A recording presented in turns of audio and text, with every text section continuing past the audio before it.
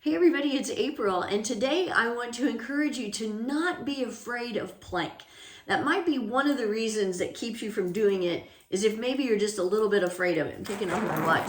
I already took off my sweater. I have this really pretty little green sweater. Anyway, I took off my sweater because I know from experience that if you plank with a sweater on for very long, you're going to get pretty hot and sweat.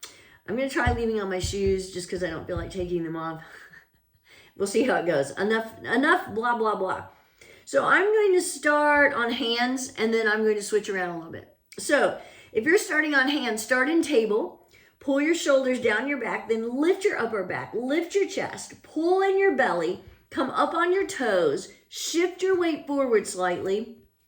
The timer has begun, but then you want to do everything again. Press into the floor again, separate your shoulders again so you're broadening your upper back. Pulling in your belly. Pretend like somebody's punching you in the stomach. That's how much you're pulling in your abs. Tighten up your glutes. Press your heels back.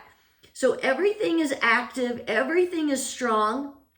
We are already almost at 30 seconds. There we are. If that's your longest plank you've ever held, good for you. Maybe you can hold a few seconds more, but if not, you can come down on your knees and rest, and maybe you come back up again in a couple of minutes or in a minute or whatever works for you.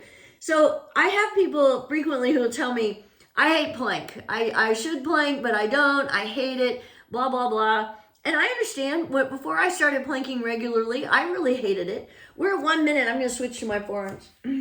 Remember, if you switch, come back to that good plank. So like I can feel my hips coming down a little bit, so I'm really going to engage.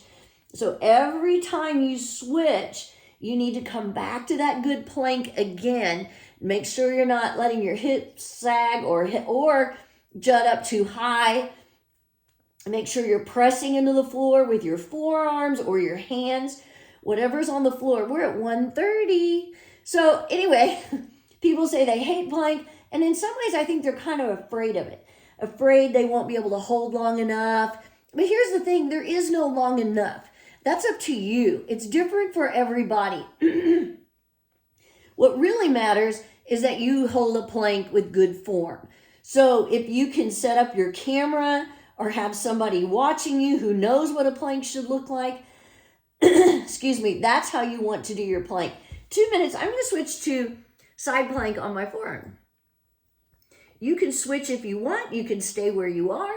You can go down on your knees for a moment. Don't be afraid. It doesn't matter. You're not being graded.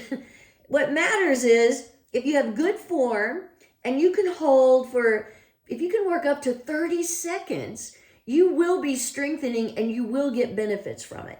And so you don't have to work up to 5 minutes like I do, or like I did, and I still do. 2:30, I'm going to switch sides. It's okay. A good plank for 30 seconds or a minute will still give you great benefits. It's going to strengthen your arms, your shoulders, your wrists. It's going to strengthen your core, most importantly. And, one of the greatest things about strengthening your core and doing planks is that you are preventing lower back pain. I'm coming up on 3 minutes, so I'm going to switch to my hands.